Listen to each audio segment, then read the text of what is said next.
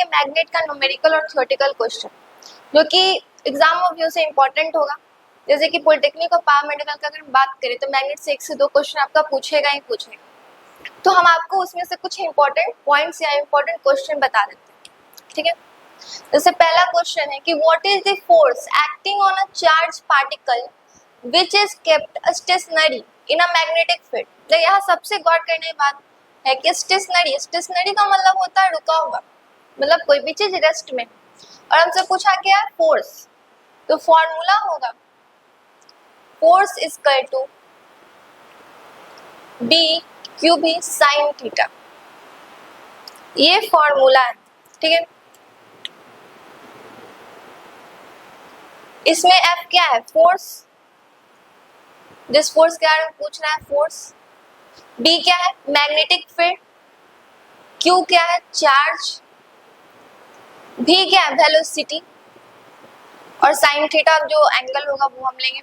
तो यहाँ पर बोला है कि चार्ज स्टेशनरी है, जब चार्ज चला ही नहीं, चार्ज मूव नहीं किया, चार्ज स्टेशनरी था, तो वेलोसिटी होगा नहीं होगा। मतलब यहाँ पर क्वेश्चन में जब स्टेशनरी दे दिया तो बता दिया कि वेलोसिटी क्या है, 0। और जब वेलोसिटी ही मेरा 0 हो गया तो ओवरऑल टर्म सब 0 से इंटू करके क्या हो जाएगा, 0। मतलब कि इस क्वेश्चन का आंसर क्या हो गया कि फोर्स 0 है, फोर्स लगा ही नहीं, क्योंकि चार्ज ही स्टेशनरी था, ठीक है। तो इस क्वेश्चन में अगर हमको वैल्यू दिया है तो पुट करके अभी हम लोग बना लेंगे। अब हम चलते हैं दूसरा क्वेश्चन। इस क्वेश्चन में लिखा है कि ऐसा unit of magnetic field Tesla होता है, तो बताइए कि 1 टेस्ला इक्वल टू कितना होगा। हमको पता है कि मैग्नेटिक फील्ड का यूनिट क्या होता है, टेस्ला होता है, इस बात को याद रखिएगा। पर क्वेश्चन हमसे पूछ रहा था कि 1 टेस्ला इक्वल टू कितना होगा।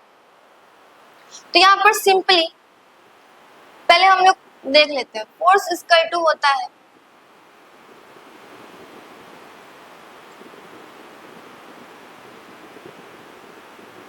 ये फॉर्मूला है, इसमें एफ क्या है, फोर्स।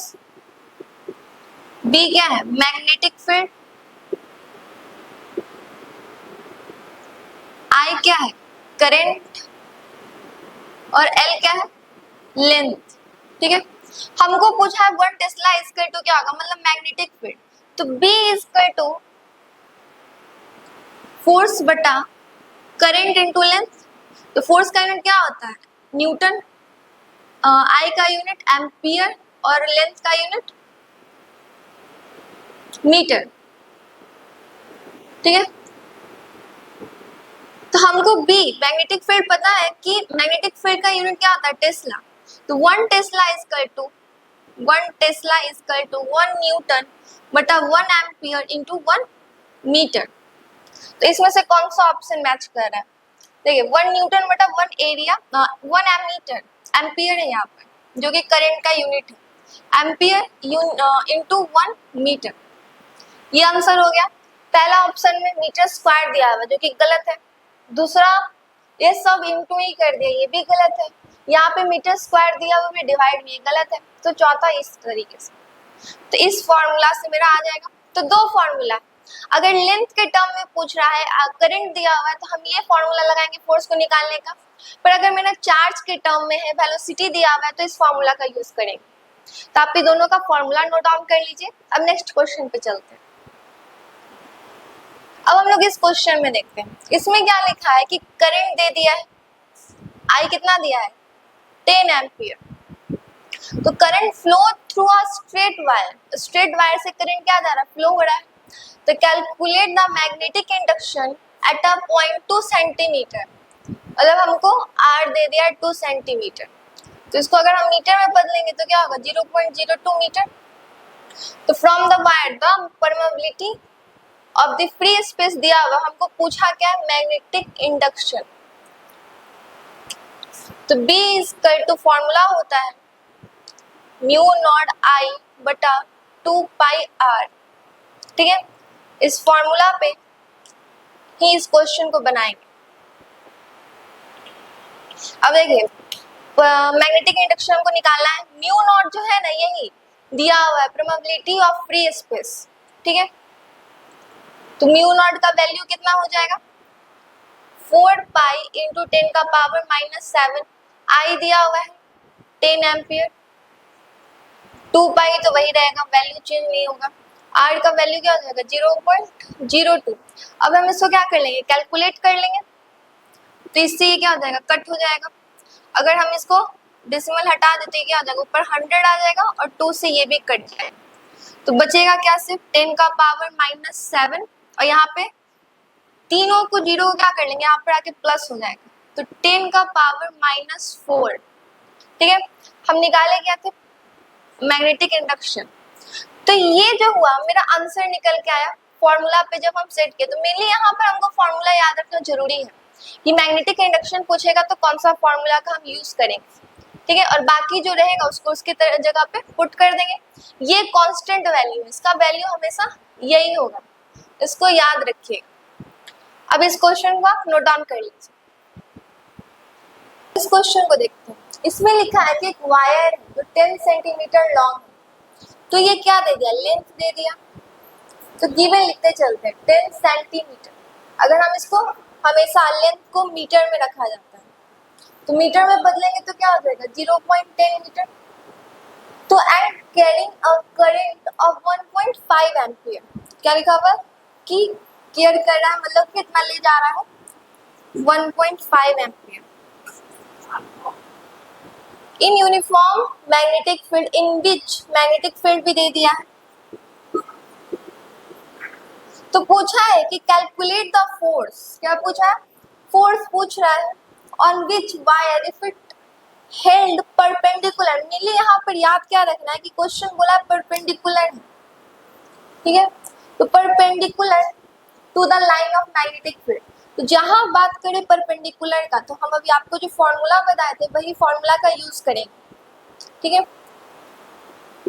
तो force is equal to magnetic field into current into length.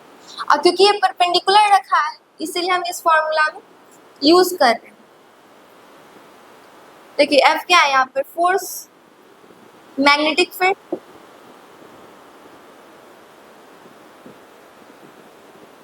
I क्या है करंट, और L है लेंथ। अब इसी फॉर्मूला पे हम सबको पुट कर देते हैं। तो मैग्नेटिक फील्ड कितना दिया हुआ है 10 का पावर -3, करंट कितना दिया हुआ है 1.5, और लेंथ दिया हुआ था सेंटीमीटर में, जिसको हम मीटर में बदल लिए। अब देखिए सबका यहाँ से अगर हम डेसिमल हटाते हैं तो क्या आ जाएगा, यहाँ पे 10 और यहाँ पे 100। तो ये सब जितना जीरो है उसको हम क्या करते हैं ऊपर ले जाएंगे, तो 15 इंटू 10 का पावर -3 और -2, क्योंकि -2 के यहाँ पे 2 जीरो है तो 10 का पावर 2, अब ऊपर जाएगा तो क्या हो जाएगा माइनस, तो 15 इंटू 10 का पावर -5। ठीक है, ये क्या निकला, मेरा फोर्स निकल गया। अब देखिए इस टाइप का क्वेश्चन अगर है और परपेंडिकुलर बोले तो हम इस फॉर्मूला को पुट कर देंगे, क्योंकि यहाँ पे मैग्नेटिक फील्ड भी था, करंट भी था, लेंथ भी दिया हुआ था, तो इसमें क्या किया हम डायरेक्टली पुट कर दिए। अब इस क्वेश्चन में देखिए हम आपको इस क्वेश्चन का इस फॉर्मूला का यूज बता रहे हैं, दो फॉर्मूला है फोर्स का, पर दोनों को अलग अलग जगह यूज करना है, तो ये आप बारीकी से लिख लीजिए कि कौन सा फॉर्मूला का यूज हम कहाँ करें। अब हम नेक्स्ट क्वेश्चन में चलते हैं। अब इस क्वेश्चन में देखते हैं, इसमें बोला direction of magnetic field inside a magnet. तो हमको पूछा कि मैग्नेट के अंदर बताइए मैग्नेटिक फील्ड का डायरेक्शन कैसा होता है। तो यहाँ पे ऑप्शन दिया हुआ है north pole to south pole, south pole to north pole, perpendicular या वेस्ट टू ईस्ट। तो इस क्वेश्चन को सॉल्व करने के लिए हमको पहले डायग्राम बनाना पड़ेगा।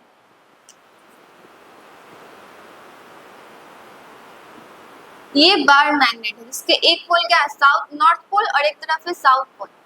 ठीक है, तो जो मैग्नेटिक फील्ड लाइंस होता है वो आउटसाइड द मैग्नेट जो होता है वो नॉर्थ से साउथ की तरफ जाता है, नॉर्थ से साउथ जाता है, और इनसाइड जो होता है वो साउथ टू नॉर्थ आता है। ठीक है, अब देखिए इसमें क्या आपको पता करना है कि इनसाइड हमको बोला था ना, तो कहाँ से आता है साउथ टू नॉर्थ। क्वेश्चन हमको बोला था इनसाइड, तो इनसाइड कहाँ से आता है साउथ पोल से नॉर्थ पोल की तरफ। अगर हमको क्वेश्चन पूछते बताइए आउटसाइड क्या होता है, तो नॉर्थ पोल से साउथ पोल की तरफ, ठीक है।